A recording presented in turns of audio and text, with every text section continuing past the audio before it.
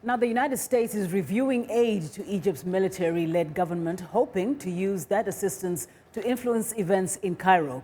But that leverage may be undermined by Saudi Arabia's vow to make up for any Western aid cuts. VOA State Department correspondent Scott Stearns has more for us on that. Anger over U.S. aid to Egypt's military has spread from Indonesia to Washington, where Egyptian Americans protested outside Egypt's embassy here.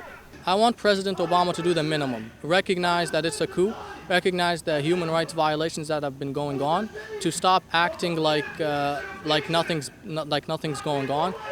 He hasn't come out, he hasn't stopped the aid to Egypt. U.S. military aid to Egypt amounts to $1.3 billion a year.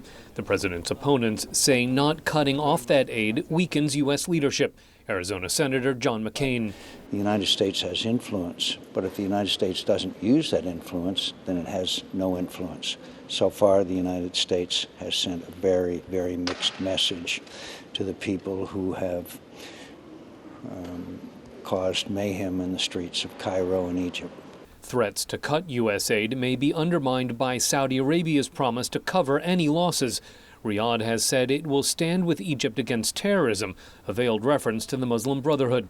It says it opposes those who are trying to interfere in Egyptian affairs. Foreign Minister Saud al-Faisal. I do not think that pressure on Egypt would work or help in restoring peace and national security. Saudi Arabia is stepping in to help Egypt's military because the United States is not, says former U.S. Ambassador Adam Arely. They see two things: a lack of U.S. leadership and a lack of what I would call U.S. constancy. Arely says Saudi leaders are reacting to how quickly the United States abandoned longtime ally Hosni Mubarak. If you're a long-ruling monarch in the Gulf or anywhere in the Middle East, you're going, holy cow, what happened? America, my ally, just threw Hosni Mubarak under the bus? Am I next?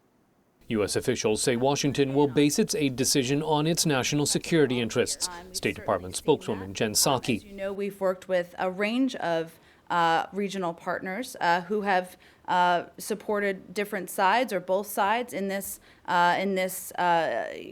these issues going on in Egypt, and we'll continue to do that. But we'll make our own decisions here based on our own national security interests, our own concerns about regional stability. Egyptian Finance Minister Ahmed Galal says Saudi support insulates Cairo against possible U.S. aid cuts.